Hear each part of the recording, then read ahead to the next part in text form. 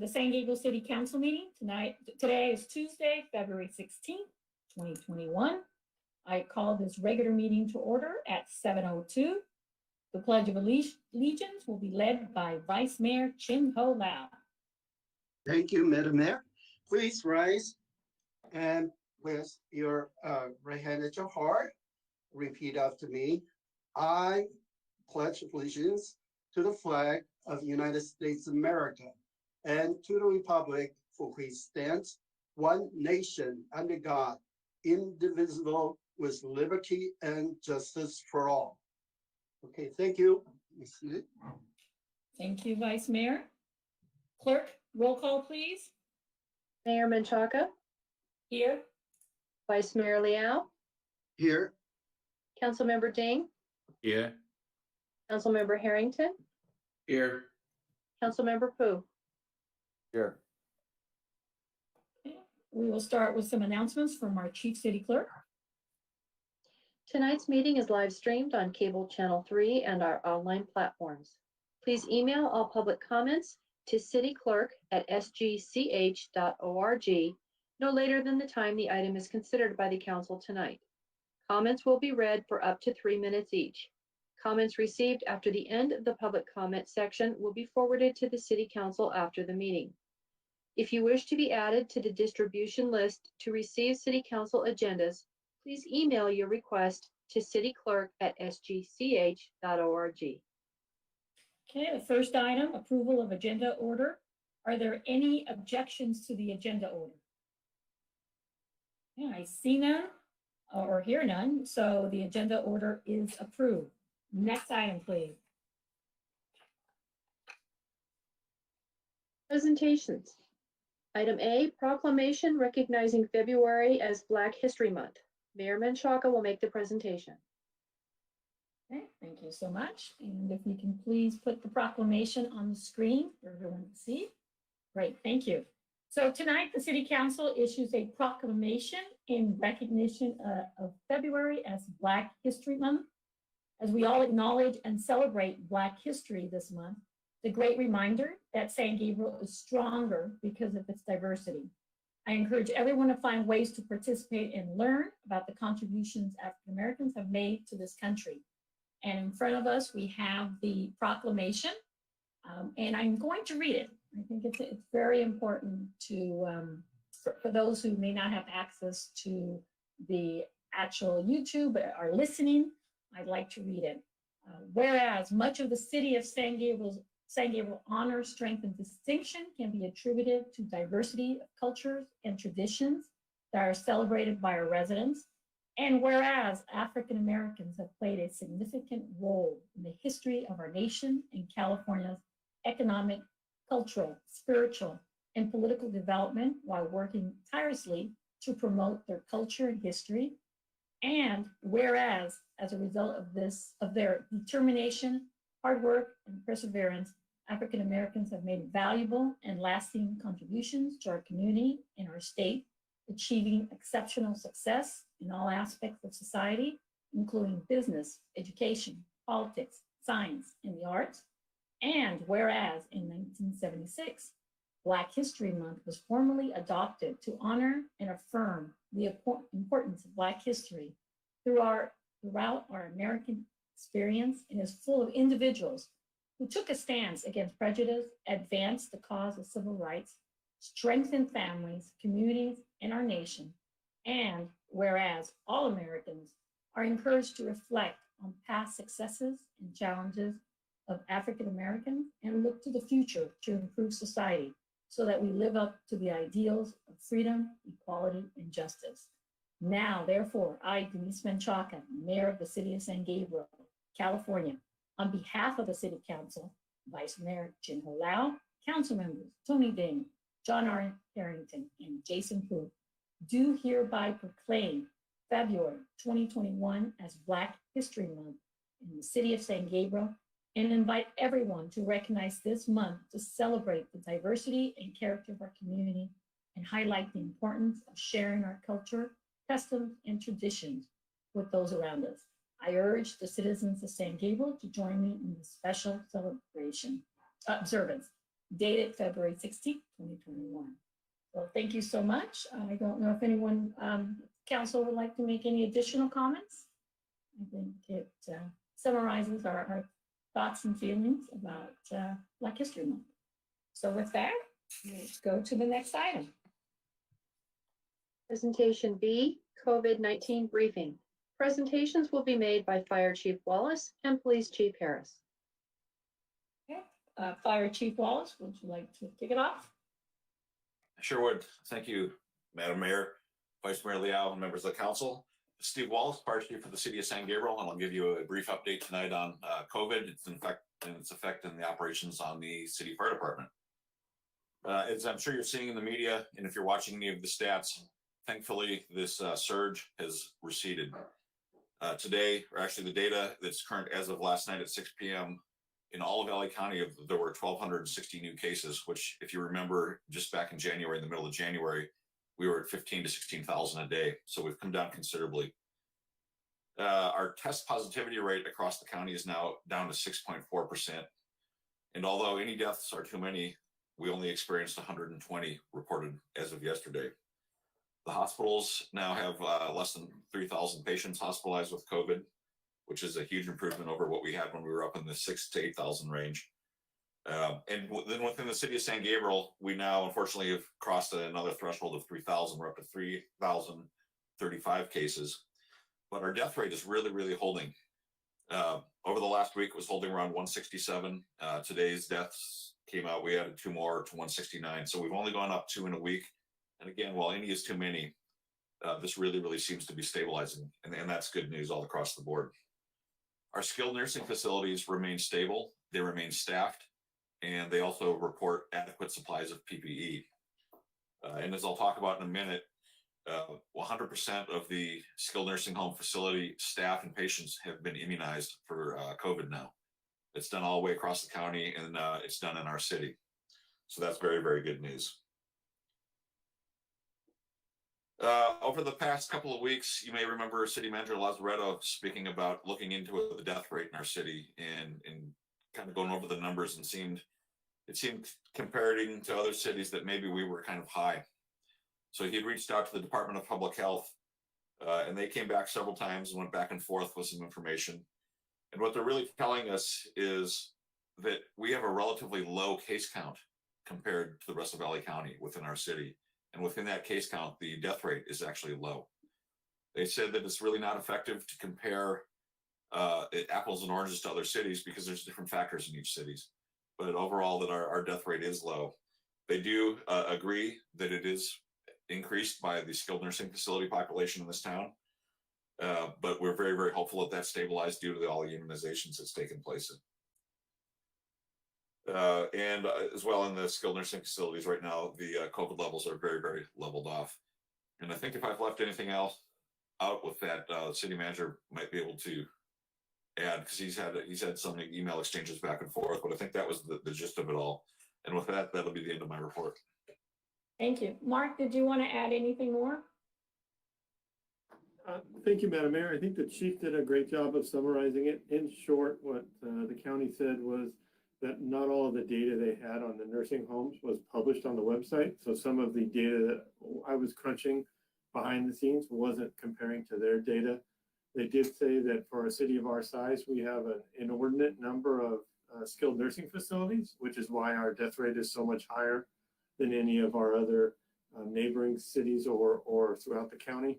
And they said that it's inaccurate when the numbers are as small as ours as far as a city population size. Even though we're 40,000 people, it doesn't compare, which is what the chief had mentioned. So they were not overly concerned after looking at the data themselves. They didn't have to mobilize a team to look and see what was happening. They pulled up the desks and saw that they were happening in the nursing facilities and felt like we were very much on par with our other neighboring cities. Again, as the chief said, I don't want to minimize the deaths and say that those deaths are not important or that we don't value those folks. We absolutely do, and it's horrific that so many people have died. But they were able to attribute those to skilled nursing facilities, which happen to have some of the lowest healthcare and also the highest fragility of those patients, which results in those deaths. So at least we solved the problem of the numbers, but again, it doesn't take away the tragedy for those families. Thank you, Madam Mayor. Thank you, Mark. Police Chief Harris? Good evening, Madam Mayor, Mr. Vice Mayor, members of council. This is Gene Harris, the police chief for the city of San Gabriel. This will be a brief COVID briefing for the police department. As far as the police department is concerned, we are still providing 100% of our service delivery. Unfortunately, we had approximately 14 of our 72 folks test positive for COVID virus, but they have since gone through the COVID protocol, the quarantine protocol, and returned to work. And during that time, we had no loss in actual service delivery. Our PPE stores are still very robust. We're still advising folks to voluntarily comply and have been receiving that voluntary compliance with regard to all the health orders and rules. We've had no significant spikes in crime recently related to COVID. And we've had a reduction in calls for service, slight reduction in calls for service with COVID related issues, which is a testament to the members of the community really following the rules and the orders and doing things appropriately. I would imagine that is probably why we've had some of the low numbers that the fire chief was talking about in some instances, largely due to those members of the community doing things the right way. So thank you for that.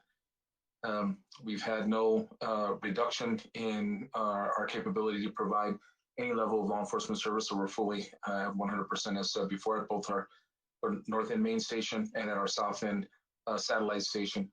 So that is the end of my report, and I'll take any questions.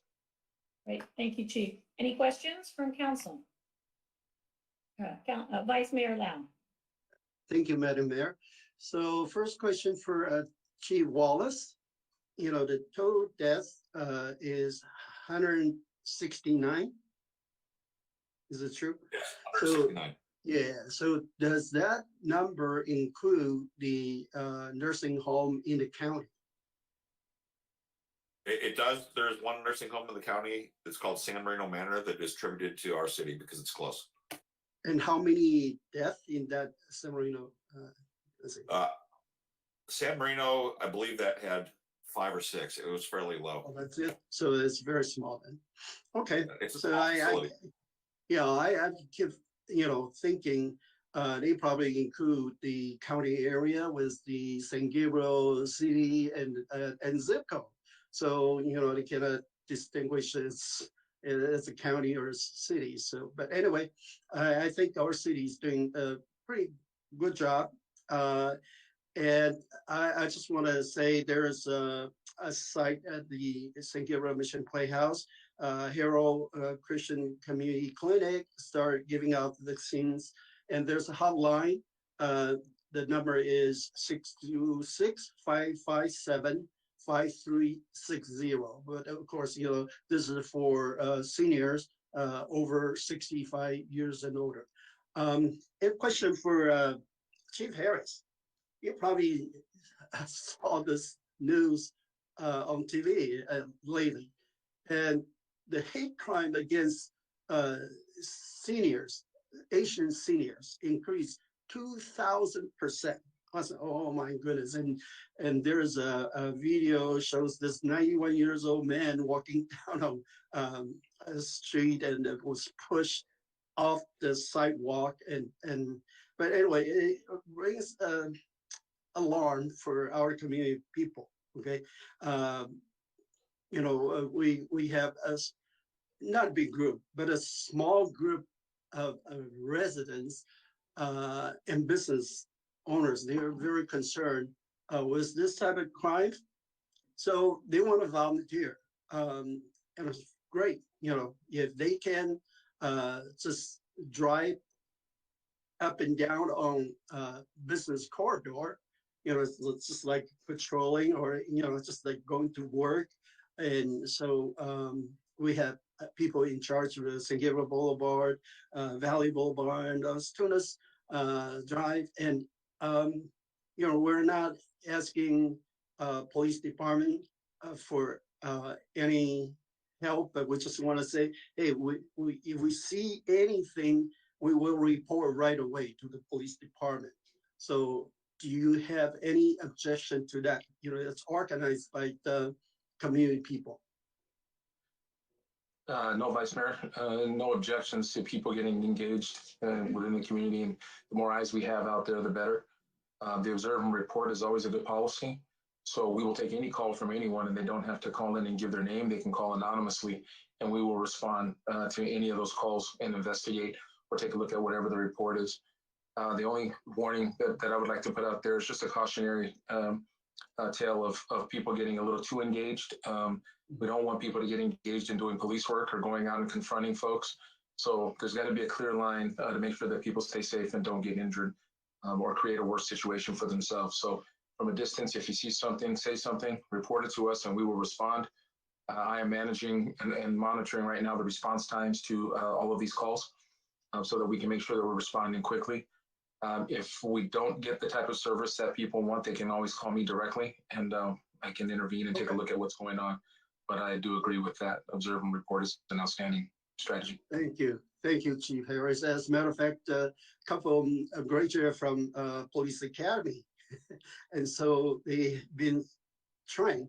And no, we're not going to take over a police job, which is, like when I go shopping on Las Tuna Drive or Valley Boulevard, I just look around and see anything, anything that looks different.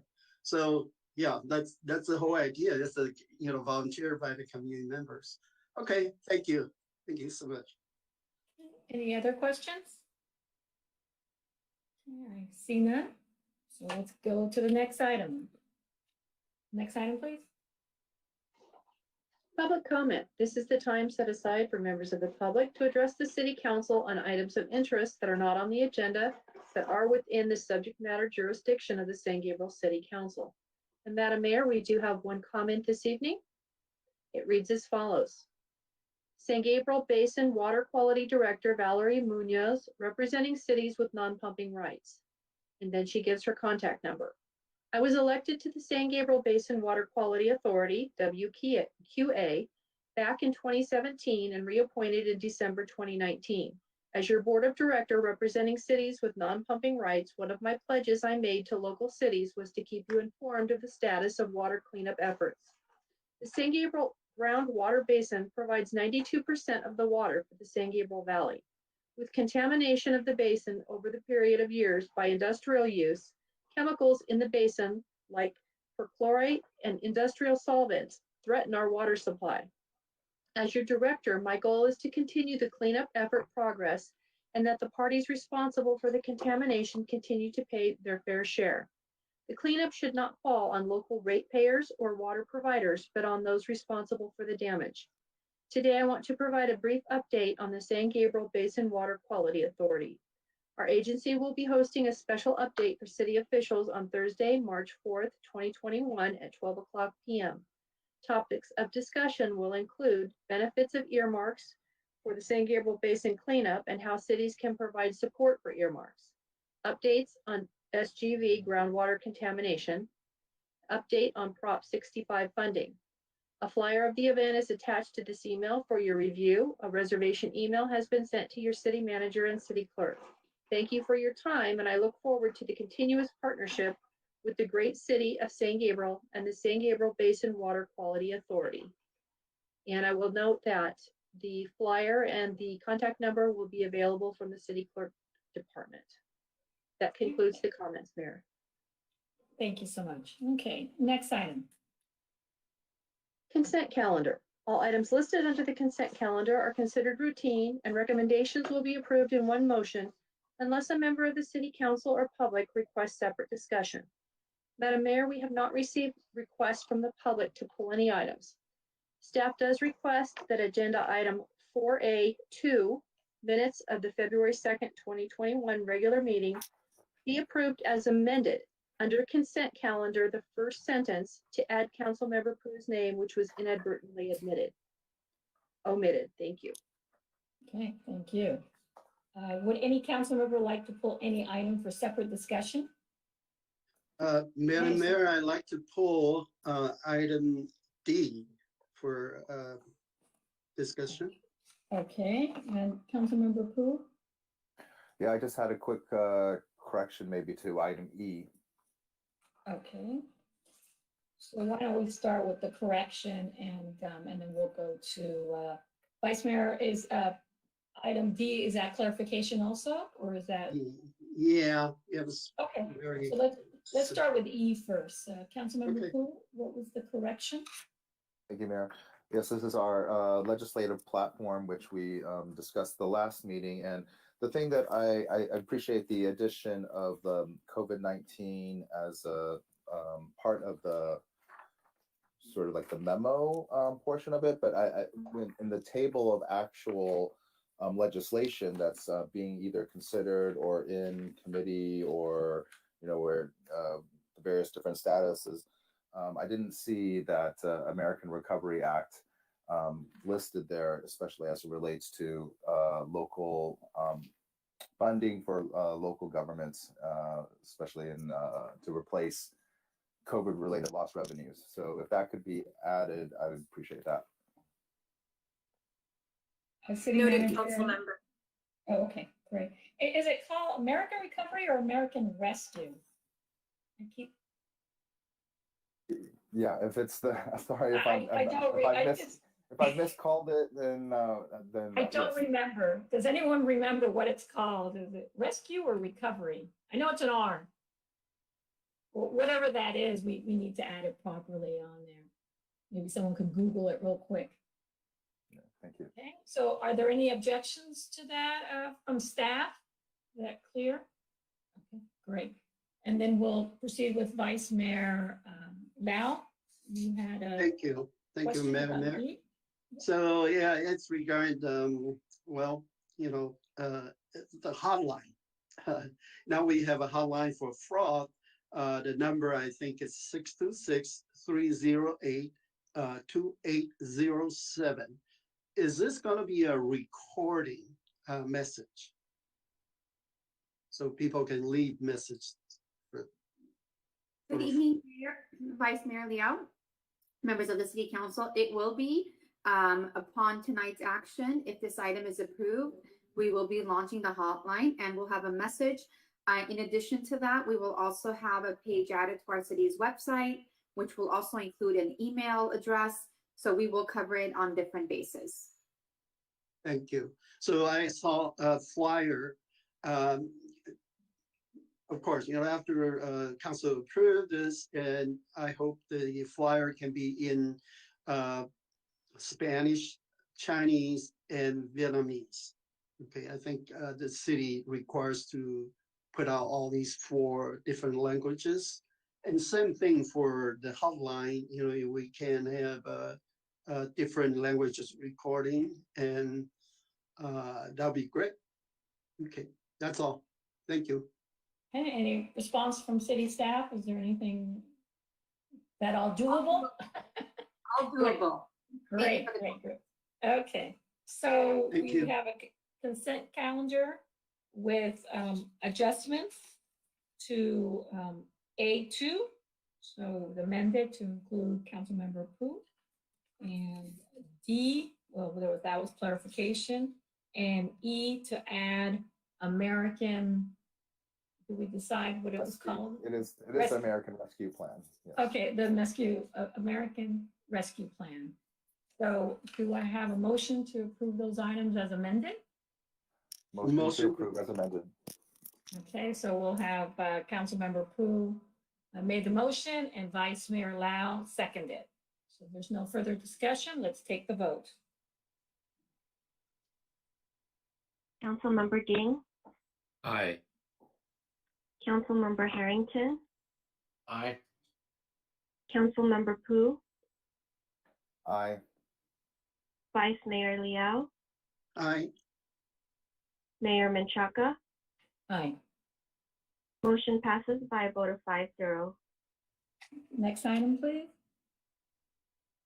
Thank you, Mayor. There are no public hearings this evening. The next item is continued business item A, contract extension with First Transit for dial-a-ride service. Presentation will be made by Community Services and Interim Mission Playhouse Director Perez. Good evening, Madam Mayor and members of the City Council. This item is being brought to you this evening as a continuation of the Dial-A-Ride report that was presented at the February 2nd City Council meeting. Dial-A-Ride is a program that provides transportation to senior residents of the city ages 62 and above and individuals with disabilities. At the earlier February meeting, the City Council reviewed the staff report, which recommended a new agreement with current contractor First Transit for operation of the Dial-A-Ride service. The council requested that staff return with an extension of the existing contract with First Transit through the end of the fiscal year, which will allow staff time to research transit opportunities and return with options for council review. First Transit agreed to extend the contract to ensure continuity of service for Dial-A-Ride patrons. Following the meeting, staff worked with First Transit to ensure that the proposed rate will be available on a month-to-month basis for an additional 6 months through December 2021, should it be needed to advertise an updated request for proposals or to provide time for implementation of new transit opportunities. The current monthly fee that was approved along with the most recent extension in April 2019 was approximately $30,800 per month. The proposed amount for the extended agreement is $37,500 per month. The fares collected from the passengers are deducted from this rate each month. Finance Department staff has confirmed that there are adequate funds in the Prop A account for fiscal year 2021 to accommodate this increase. Since the proposed fee is a significant monthly increase, staff requested additional information from First Transit as to the reason for the large increase. First Transit responded with the information that over the last 7 years, the First Transit fee has only increased by 6.4% and has not increased since 2018. During this time, the California minimum wage, as you all know, rate has increased significantly by 75% since 2012 and 27% since 2018. First Transit has absorbed the significant increases in employee wages and benefits for the past several years. Additionally, maintenance costs have increased as the fleet ages. With all of this combined, First Transit has maintained their level of commitment to the city, and in doing so is requesting this increase as we extend the contract. In conclusion, staff recommends that the City Council approve the amendment to Dial-A-Ride Transportation Services Agreement with First Transit and authorize the city manager to execute the document. This concludes my report, and I would be happy to answer any questions. Okay, does any council member have factual questions for staff to clarify the report? Okay, I see none, so now I'll make the announcement. The time for public comment on this item is now closed. Chief City Clerk, please read any comments received. Thank you, Mayor. We have no comments for this item. Okay, so now we'll start with the council deliberation discussion. Are there any questions, inquiries, anything at all? Okay, I see none. Would someone like to make a motion to approve? I'll make the motion. Oh, and Okay. Second. I have the, Oh, you have a question. Okay, well, why don't we have a first and I'll second, and then we'll continue with the Okay. deliberation. Go ahead, Councilmember Bing. yeah, okay. So, I just want to clarify, so extended until the June 30, so we will still have the new plan to, what kind of, for the future plan for the Dial-A-Ride? Yes, so the extension will go through June 30th, although we did request some additional time from First Transit should we need it, so that staff has an ability to have a new request for proposal if necessary, possibly have a study session with City Council to discuss some of the options. At this time, we are intending to meet with First Transit to, they have offered to provide some more information about some of the microtransit and things that council had discussed at the last meeting. Mm-hmm. But because we are already approaching and our budget time to try and get something and a new program, if you will, wrapped up by June 30th could be challenging again, should we need to put out an updated RFP, that sort of thing. Okay. All right. Thank you. So actually, the council, the discussion will be for the further meeting, but today just do the extension for until June 30, right? That's right. Yes, that's correct. Okay. Yeah, I have the another suggestion. Okay, just for my experience, I'm an insurance agent. Especially, I do the ages 65 years old, and maybe we can use that kind of resource. Because the most insurance company, if the senior join called HMO, they provide most HMO program. They provide annually at least 24 time. Some is 48 time, or some more. That's that kind of similar to the die rider service. So for their member, it's free. But so our city, I suggest maybe we can talk to this kind of insurance company to let them, because they definitely want some service too. How can we make some contract agreement so it's let the insurance company pay some revenue for our city to help? That's based on my experience. So I think maybe that's the suggestion. If we staff can talk to the insurance company to find out is any good solution, Thank you for that information, Councilmember Ding. We can look into that as we're looking into other transit options. Okay. All right. Thank you, Rebecca. And Yeah. Councilman Ding, just so I understand what you're asking, are you explaining it similarly to the way that we bill insurance companies for ambulance rides? Is that what you envision? That kind of yes, yes, it's similar. Yeah. Okay. Similar. Yeah. Because they already have budget to do that. If we are city provided this kind of service, for them, maybe their member, they don't for the insurance company, they didn't pay anything. Our city already paid it, right? So better because they already promised their client to have that kind of benefit. Why not we city can talk to the insurance company, let them pay the city, Yeah, the same to the ambulance. Yeah. We can definitely look into that. I don't know if it's doable, but we'll definitely look into it. Okay. Thank you. Thank you, Councilmember Ding. So we have a first and second, and if there's no more deliberation, Assistant City Clerk, please take the vote. Councilmember Dean, Aye. Councilmember Harrington, Aye. Councilmember Pu, Aye.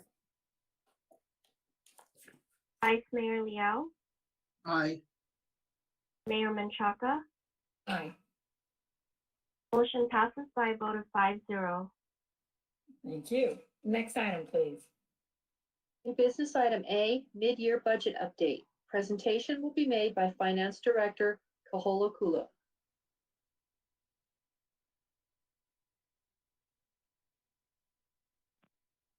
Please turn on your mic, Mr. Will. Good evening, Madam Mayor, members of the City Council. Will Kaholakula, Finance Director for the City of San Gabriel. Tonight, we will be providing, can we get the presentation displayed?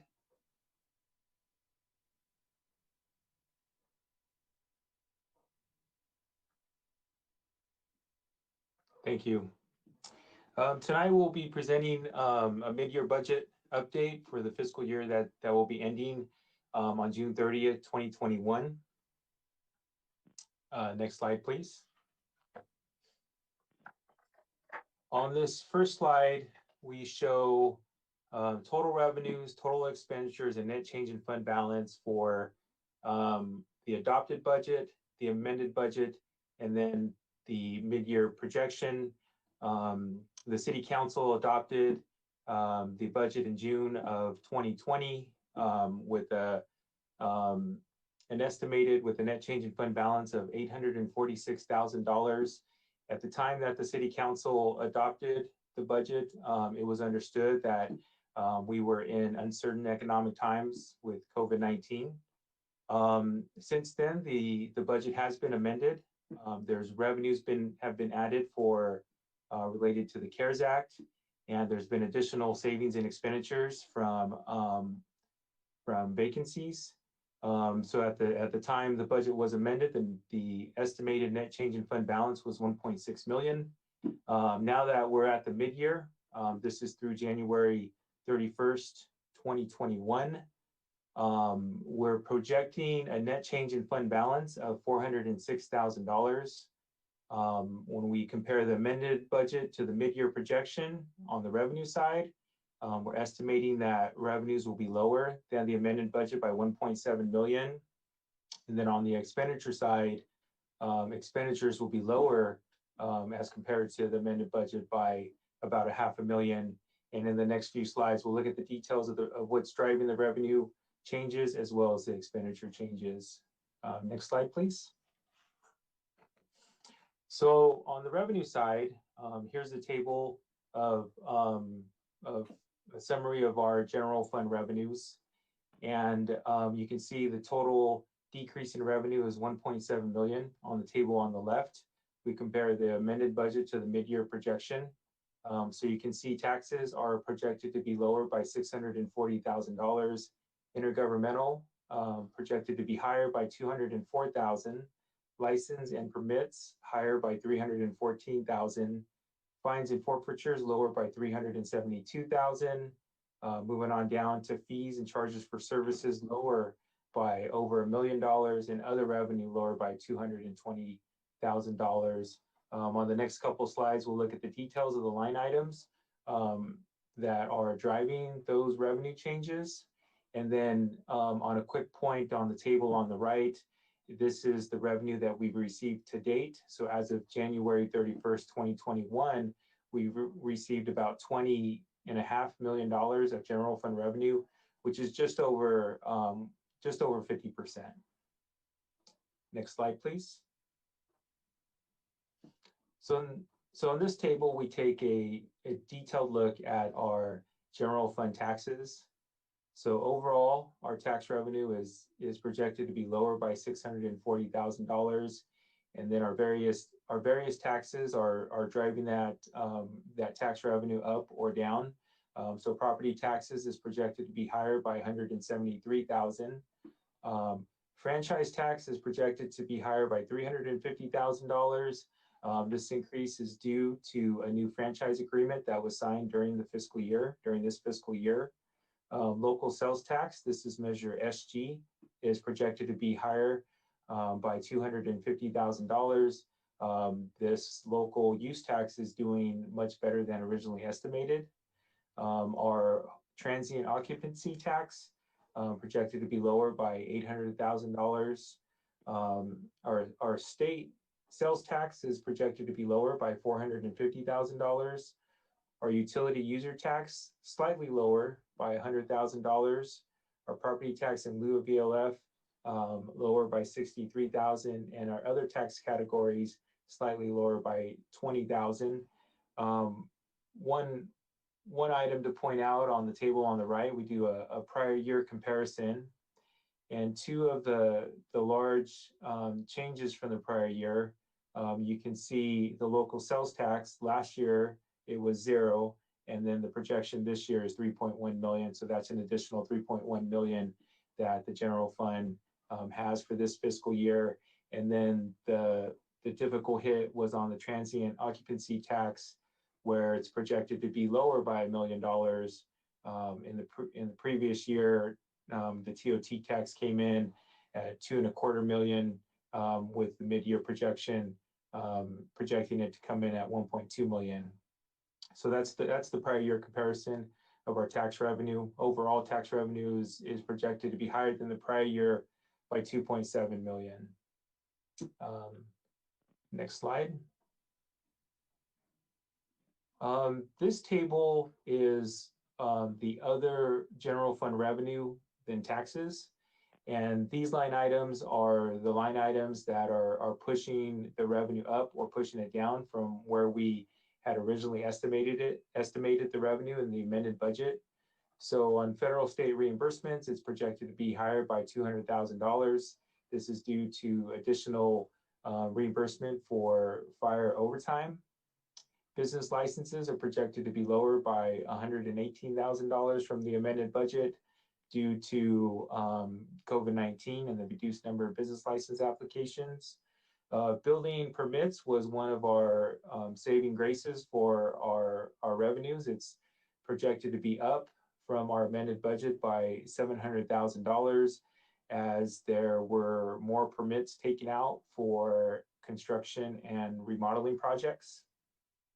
Overnight parking permits projected to be lower than the amended budget by $190,000, as during this fiscal year, there was a partial moratorium on parking and the selling of parking permits. Plan check fees projected to be lower by $200,000. There's just been less plan check activity than what was originally estimated. And then we have this other line item called special project plan check. It's projected to be lower by $350,000, but this line item is basically a pass-through. We receive these fees from developers, and basically they get passed through to contractors who do the plan check. So even though we're experiencing a decrease in revenue, we'll also see a corresponding decrease on the expenditure side. Public work fees are projected to be higher by $100,000. In the prior year, we came in at $578,000, and overall we're just capturing more fees, and there's increased construction activity. Ambulance fees are projected to be lower by $300,000. There's decrease in ambulance transports, which COVID-19 also has something to do with. And then parking fines lower by $275,000, as there was during the fiscal year, there was a partial moratorium on parking enforcement. So that's pretty much the overview of the mid-year overview of what's happening with our general fund revenues. On the next slide, we'll take a look at what's driving our general fund expenditures as part of the mid-year update. Next slide, please. So this is a table of our general fund expenditures by department. You can see the first 5 departments from City Council to Human Resources. There are just some slight savings in the mid-year projection. Basically, certain operational line items that some savings is projected. When you move on down to non-departmental, there's a projected savings of $274,000 as COVID-19 contingent costs and community/special events will not be, those expenditures will not be incurred or projected to not be incurred during the fiscal year. Police looks like they're coming in on budget as far as the expenditure side. And then fire is projected to be higher than the amended budget by $750,000. This is due to additional overtime from the wildfires. $350,000 of this overtime is expected to be reimbursed though. Community development projected to be lower by $465,000. A good portion of this is related to the special project plan checks that was discussed during revenues, where the expenditures are lower just because there are not those special project plan checks that need to take place where a contractor is performing the services. On the public works side, projected to be lower than the amended budget by $319,000, as there are some savings in personnel as well as operational costs. And then on the community services side, it's expected to be projected to be lower by $130,000, as there is projected savings in part-time personnel. So overall, at the mid-year, the expenditures are projected to be lower than the amended budget by $500,000. So next slide, please. So now we have the revenues and the expenditures, and now we get to our net change in fund balance. On this slide is a historical and a projected look at the city's changes in fund balance. You can see on the highlighted, the 2021 projected, we're projecting a net change in fund balance of $406,000. Going down to the chart, you see at the end of fiscal year 2016, 2017, the city had a fund balance, general fund balance of 2.1 million. By the end of fiscal year 2018, that fund balance had decreased to negative 2.6 million. And from that point forward, you can see the city's fund balance slowly but progressively improving.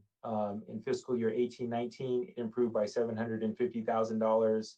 In 19-20, which was the beginning of COVID, it improved by $85,000.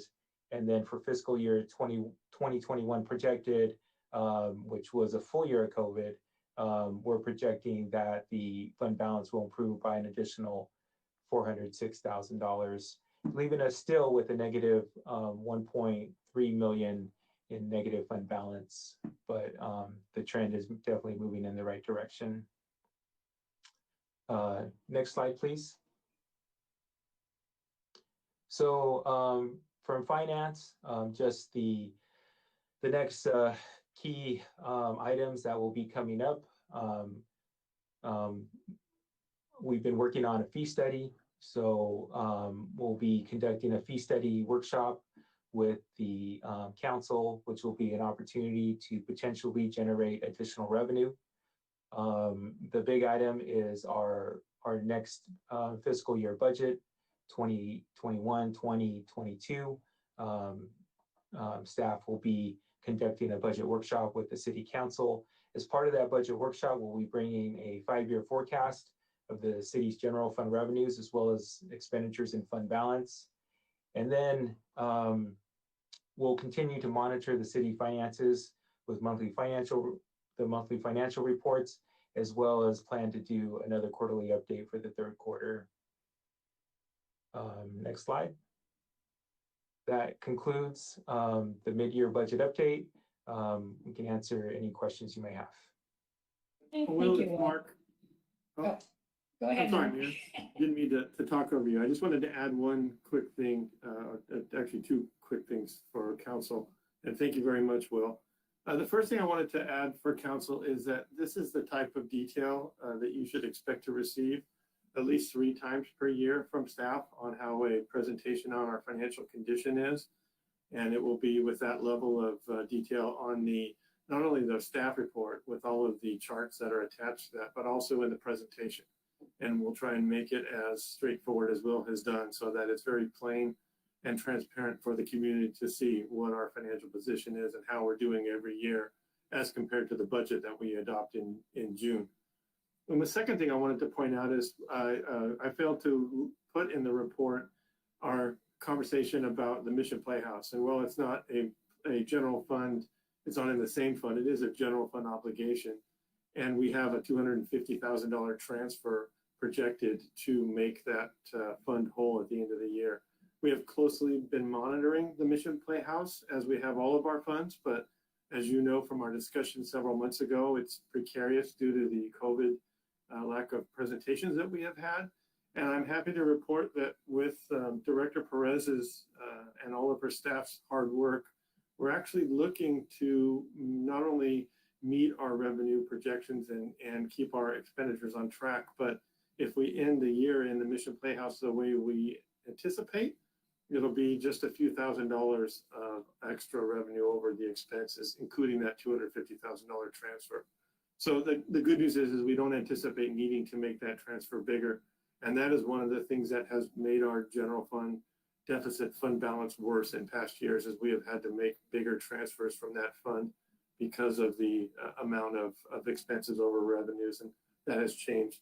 I say if things happen the way we hope and expect, because we have about 14 more weeks of virtual programming between now and June, and we hope that those continue, and we don't know that they're not going to continue. So we anticipate we'll end up with good news in that fund.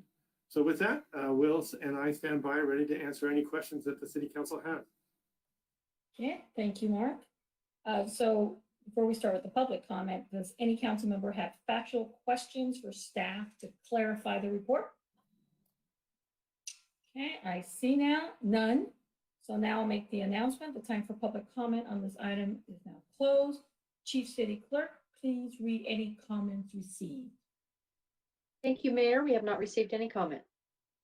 Okay, so now we'll start with the council deliberation and discussion. Are there any questions from council? Okay, Councilmember Pu. Thank you, Mayor. I want to thank the staff for putting together this mid-year report, something that we hadn't had in past years. And I do like the level of detail, and I think it's also very beneficial, as Mark mentioned, to have this kind of transparency for the public. So one first question for staff was whether, given the revised projections for revenues and expenditures for the current fiscal year, whether or not we should do or need to do another amendment of the budget to conform to what our new expectations are. Yes, council member, I was thinking the same thing, considering that we did amend the budget. My thoughts were that we'll continue to present the projections to the council on a monthly basis and then in a quarterly basis.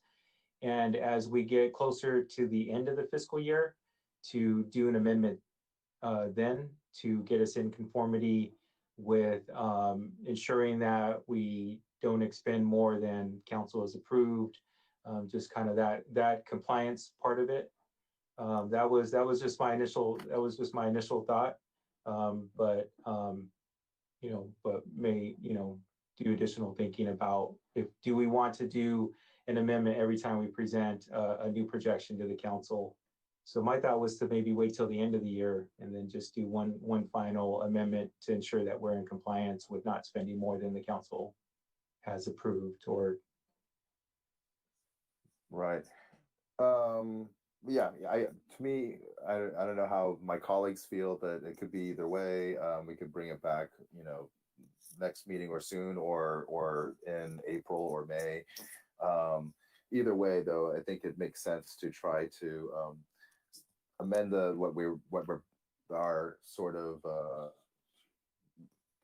the legally authorized budget to what we currently expect, so that then also our projections and the actuals will also not be too far off.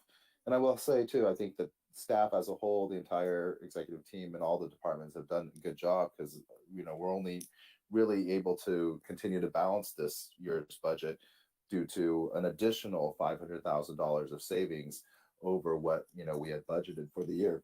So that's I think really good, and that obviously during this year where there's still uncertainty ahead, then staying lean, I think, is the way to go in terms of being fiscally responsible for the current year. I had other questions too, just with respect to, I'm on attachment A, and I know there's a little bit of detail on attachment C, but it's page 7 of the item report, the staff report for this item. So under expenditures by department, there is a line item now for non-departmental, which didn't used to really have much in it. And so clearly, since 2017-18, when there was only $258,000 of expenditure there, to now something in the neighborhood of 2.6 million. I just wanted to understand what types of expenditures have been sort of moved or recategorized into this non-departmental line item.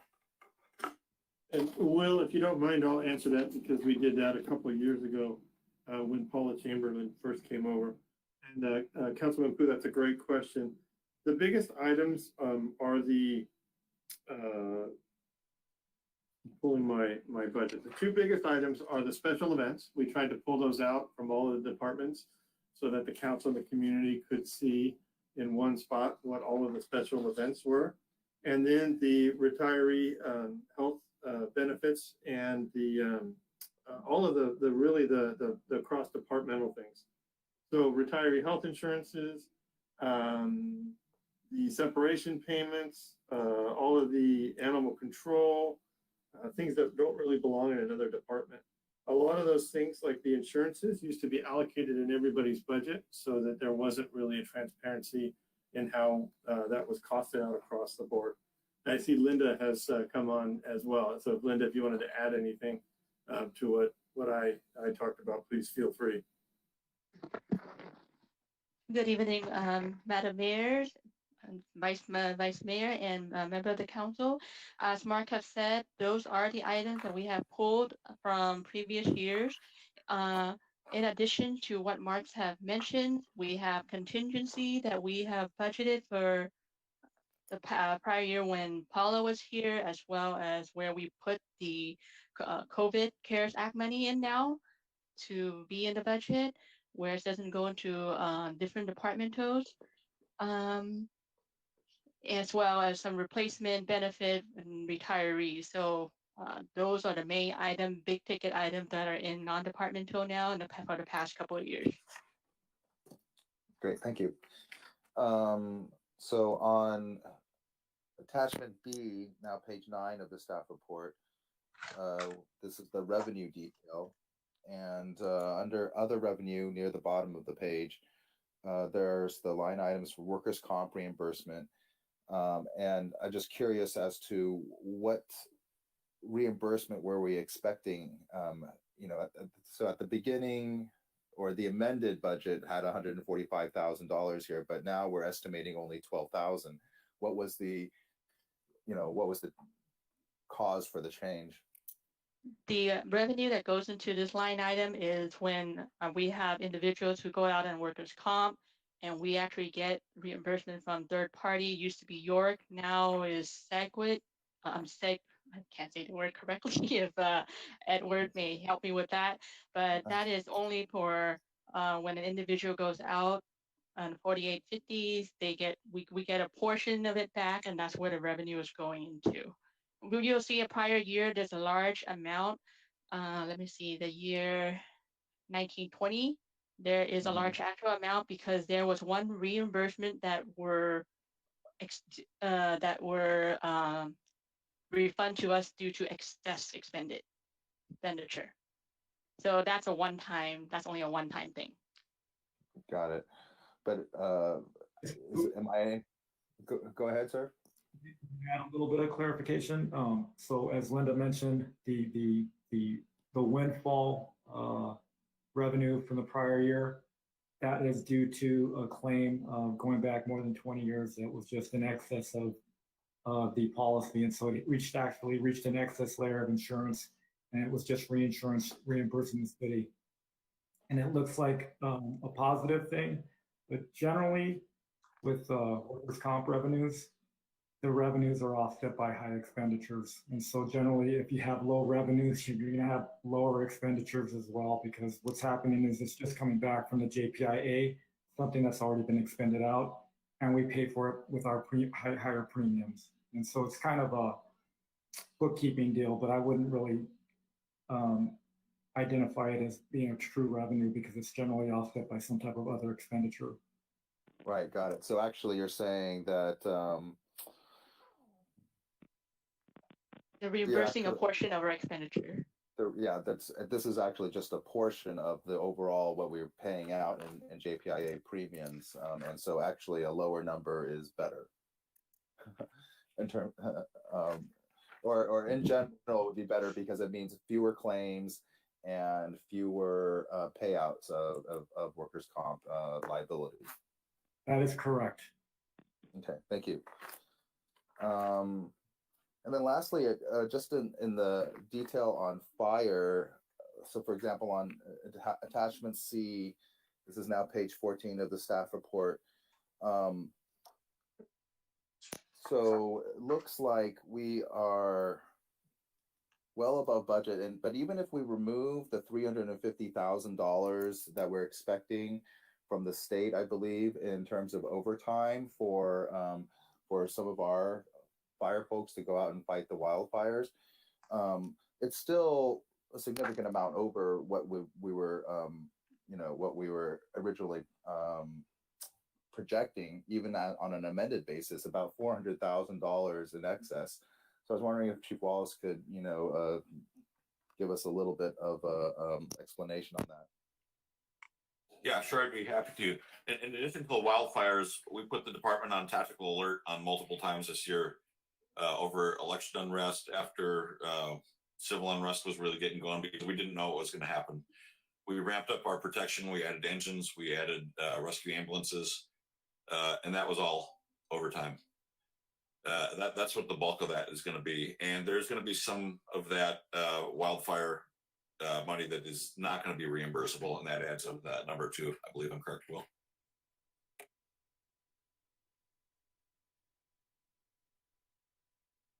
So it is a significant amount that's gone over in overtime. Absolutely. Is any of that? Well, I know we've already submitted for reimbursement through CARES but because it sounds to me like some of those additional tactical alerts which created overtime.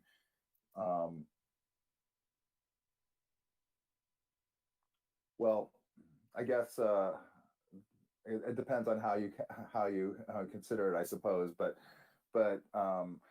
would any of that additional time be reimbursable as COVID response? I believe it would be, and I can't give you the exact figures. I don't have that with me here. But anything that was even remotely COVID related, we did code the payroll as to that, so it should go into the accounting as is COVID related. Okay. Great. Yeah, of course, obviously, it's pretty obvious that to the extent that it can be reimbursed as COVID related response, then that's better for us. So, okay, thank you. Those were all my questions. Okay, thank you, Councilmember Pu. Are there any other questions from council? Okay, I just had a few questions. I wanted to understand a little bit better about the American Rescue Act. I know that's still very controversial. There's a lot of moving parts, and the passing maybe in a couple months, so that would be in April when we'll have our numbers, better numbers with regards to property taxes. But if the American Rescue Act passes in some form, whatever that form may be, would that be at a local level for those cities that have less than 500,000? And I don't know if that's still going to be the mark, but that was the mark last time. Would it be more revenue replacement, or is that going to be, what kind of form would that come to the city of San Gabriel? And I'm not sure if Mark, maybe you're the one, because I know you've been in those meetings. What would that look like? I'd be happy to answer that question, Madam Mayor, but I do want to caveat this to everybody that we can't spend this until we have it, and I won't believe anything until it gets passed. You don't have to give us any numbers. It's just, right. What would it look like? It would look like, if it's passed the way it was passed in the committee last week, which is passed on to the full House and then going to the Senate sometime in the next 2 weeks, it would be very flexible.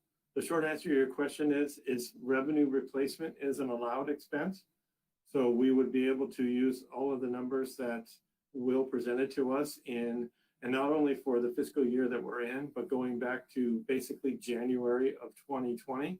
So we would look at our lost revenue from what we had projected over that time period, and that would be an allowable expense, so to speak, as well as the questions that Councilmember Pu just asked Chief Wallace. All of our overtime costs, all of our the PPEs that we have purchased for the past year, we have been anything and everything related to COVID.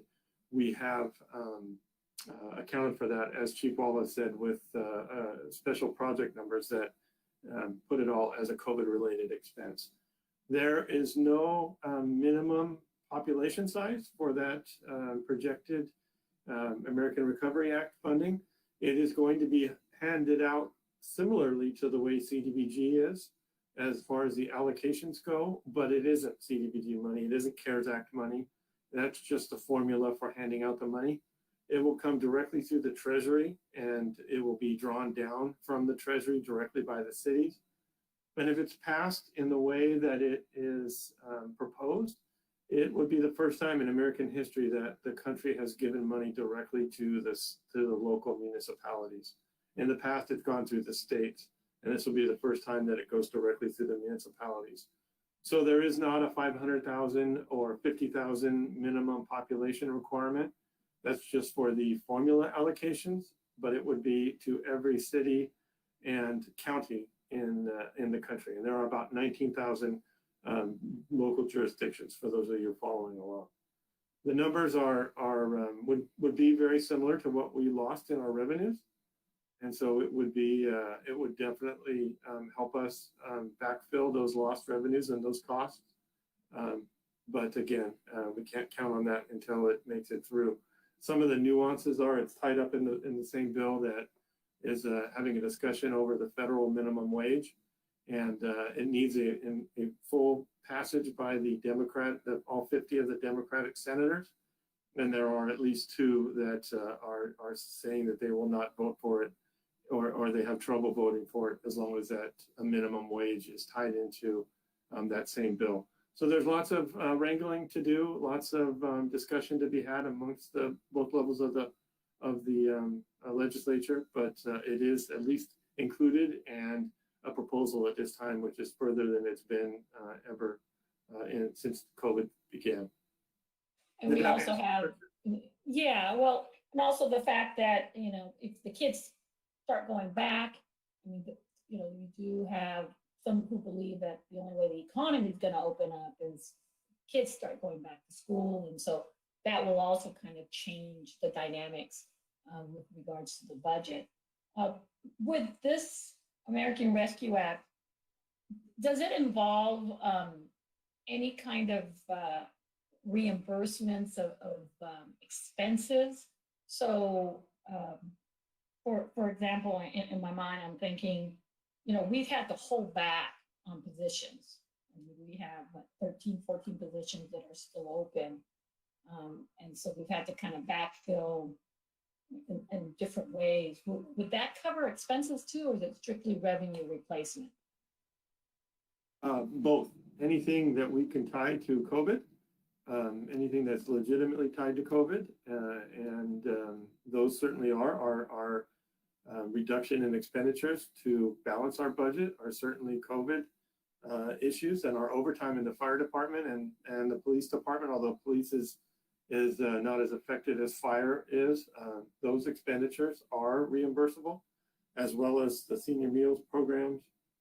And it would also be, it doesn't have a time limit on spending that into the future. So if we decided as a council and a community that we wanted to do more of the types of recovery loans for small businesses or for rental relief or anything like that, that would all be allowable expenses for those funds. And that was my next question with regards to grants, whether would that be a different bucket or would that be part of this Rescue Act? So when that time comes, I'm hoping that this will be brought to council so we can just see how much we've been able to replace from our revenue and recover from some of the expenses like fire.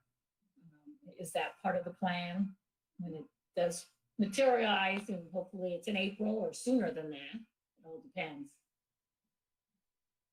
I was supposed to get today, but it hasn't come through an estimate from the League of California Cities, Cal Cities, about what their allocation estimates are going to be. As soon as I get that, I'll forward it to the council. But it's several $1 million is what our allocation would be. Okay, yeah, because that will make a difference how we proceed, whether we want to amend the budget or, there's just, I think once we get those monies, we'll be in a better place. We can evaluate our general fund balance also. Hopefully we'll no longer be in the negative. you know, there's just so much going on, constantly moving. So please keep us informed. It's going to make a huge difference depending on what's finally approved. And I'm hopeful this time something will be approved, but I do understand there's some controversial elements of the act. So, and then lastly, regarding the non-departmental expense, you know, I was kind of looking for the retirement, and I would like to recommend, it was a very good question from Councilmember Pooh, if we can maybe break that out at, you know, the bigger ticket items, definitely the retirement, I think should be pulled out. I agree it doesn't belong in every department, but I think that's such a critical number, and that's something that we're going to be having in the next couple of months some serious discussions on. I think we should pull that piece out. And then I forgot there was one other big ticket item. There were some smaller ones, and I understand that should just be left there, but retirement is key. It's a very important conversation, and we should be highlighting it just to see the progression, because clearly it's going up. So that would be my recommendation going forward. And that was all I had for now. And so if there's no other questions, Vice Mayor Lau? Thank you, Madam Mayor. So I just have a quick question regarding to table 1. You know, we have intergovernmental revenue, but also we have other revenue. And compared to last year, we have about 1 million, over 1 million from other revenue. And this year is only 300,000. I was wondering what is other revenue? Why is so much difference for this year?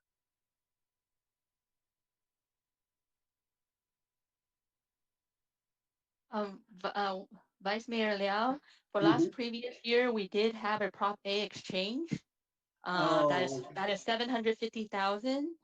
So that is probably the biggest number that causes that to be pushed into the million. Okay. The others are about comparable. Okay, I understand. Well, another question is franchise tax. You know, how many franchise tax we receive now? Is still the cable company and Athens?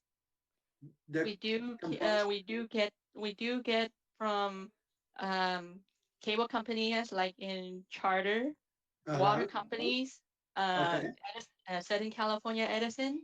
So we have a few different water company in the city. So we do get them from big or small. We get them from the different water companies, and so they will be the main ones. Right, but well, the biggest one, I think we expect the Athens is going to give us 350,000. Did we receive that money already or no? No, I believe it is scheduled to be a June 2021 will be the first time we'll see that 350,000 because it's a new contract. So currently in franchise, the biggest number that we get annually is really from Southern California Edison and Charter. Yes, and we also get from gas as well. Okay, thank you. Oh, and it comes to pension. I just want to bring this up because Monterey Park has passed a resolution. They hired this firm and they found a very low interest rate, 2.66%, and their pension obligation bond is so huge, $110 million. So yeah, they secure that. And I guess we're going to talk about it in the future. So and looks like it's a good time to do Let me just ask, Vice Mayor, if you don't mind, Mark or anyone actually, when is it scheduled, the meeting? I know it was on the forecast. I just forgot the date. Will and I are working on that with a couple of companies, but likely it'll be in April. We'll bring something back for the council. Great. Okay, are there any other questions? Okay, I see none. So my understanding is that there's no vote that needs to be taken. We just receive and file the report. Is that correct, Mark? That is correct, Dan. Great. Okay. Next item, please. Public comment. This is the second opportunity for members of the public to address the city council on items of interest that are not on the agenda. Comments will be read for up to 3 minutes. And Madam Mayor, we do have one comment. It is from Mike 10 and reads as follows. Number 1, has there been any official findings from the investigation on the San Gabriel Mission fire? Number 2, there has been an increase of 16 reported deaths at Pine Grove Healthcare and Wellness Center, LP, congregate facility since January 23rd. Have you looked into it? And that concludes the comment. Thank you. Next item, city manager's report. Thank you, ma'am. Real quick, this probably would have been better in the COVID update, but I, for whatever reason, put it here. Just an announcement from Harold Christian Health Center that they are offering free COVID testing, and it's rapid testing, no appointment necessary on Tuesdays, Wednesdays, and Thursdays from 10 to 4. Just have to go to their site on San Gabriel and Mission and show up, and you'll have your results within about 10 minutes, or excuse me, 15 minutes, and it is free. So we encourage anybody who is symptomatic and wanting to get tested that they are doing that for our community in addition to the vaccine clinic. They are doing that in the community to try and keep the spread rate down. So I encourage everybody to go and utilize that service on Tuesday, Wednesday, Thursday from 10 to 4. Thank you, ma'am.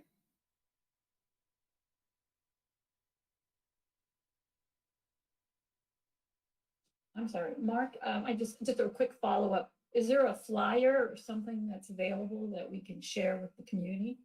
We will. It'll be out on our social media this week with the location and the hours, and it'll be in multiple languages. Perfect. Thank you, Mark. You're welcome. Okay. Next item, council comment and conference meeting reports. Are there any? No. Oh, Vice Mayor Lau and Council Member Okay. Hu after. Thank you. So I have attended 2 days of seminar for SB 1383. Yeah, because it's going to be implemented and the city has signed. I still don't know how we're going to sign agreements with supermarkets and how to make sure they recover the food waste.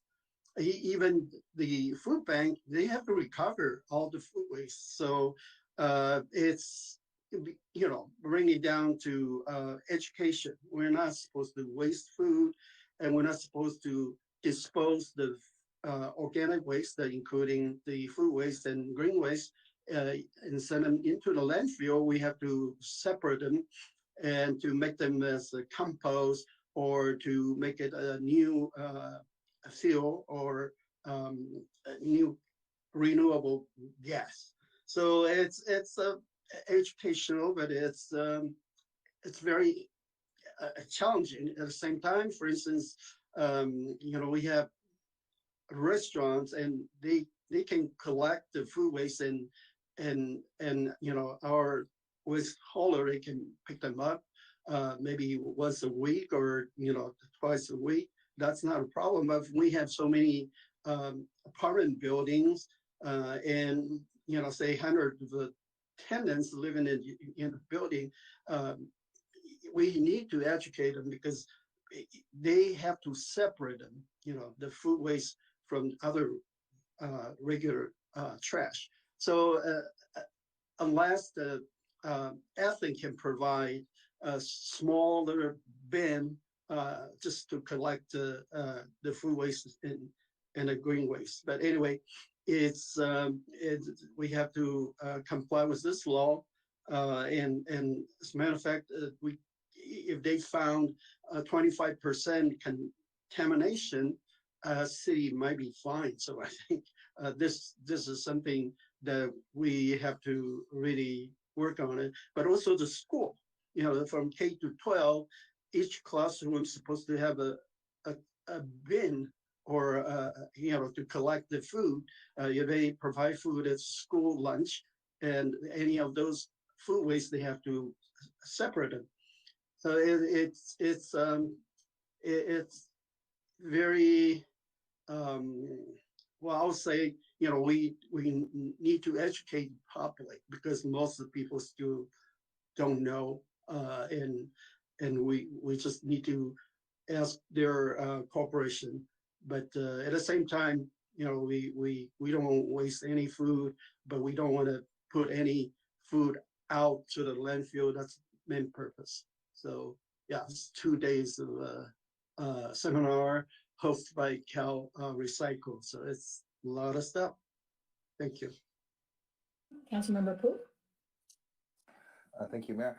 I was going to request that I was just looking at the city's Facebook feed, and could we post the an image of the entire proclamation for Black History Month? I think that would be that would be helpful and appreciated by the community. Of course. Great. And secondly, this is the 5th day of the Lunar New Year. I wanted to thank all of the community services staff for their work in helping us do a virtual Lunar New Year celebration on Friday, which was New Year's Day. And also on the 5th day of the Lunar New Year is when you're supposed to wish everybody, I guess, good fortune and wealth. So I wish everybody out there good fortune and wealth. Thank you. Thank you. Are there any other comments from council? Councilmember Ding? Yeah, okay. Yeah, I echo the city size put on a proclamation for the Black History Month. But if I also hope if we have some link to really connect to the Black History, the some website to help our community to understand it. By the way, also for the Lunar New Year, the festival. So the New Year. So also if you have some website to link to have some education for our community. So because this kind of we are diversity, multicultural. So we should use our social media or city website to help our community to understand each other, respect each other, and yeah. So yeah, happy Lunar New Year and healthy, wealthy. Okay, 恭喜发财. Okay, all right. Yeah, thank you, Mayor. Great. Anyone else? Okay. Well, I'm going to make a personal announcement. So, I don't have any other comments at this point. 2 weeks ago, the day after the February 2nd council meeting, I tested positive for COVID. My health journey started with severe stomach pains and then evolved into COVID pneumonia. I was very surprised. I never experienced a fever. I had some coughing during the day. I took antibiotics without a need for a ventilator or a hospital visit. Lots of rest, plus exercise, which was recommended by my doctor. I don't know how I contracted it. No one else in my immediate family tested positive. My family nursed me back to health while I quarantined at home. And on Lunar New Year Day, which is this past Friday, I tested negative. So I was born in the year of the ox, just like Councilmember Ding. We share that in common, born the same year. And so it was truly a new beginning for me. And so, may 2021 bring us hope, prosperity, and lots of health. I want to thank my council colleagues and city staff for their support and kindness during this recovery. I'm still recovering, but I'm almost there.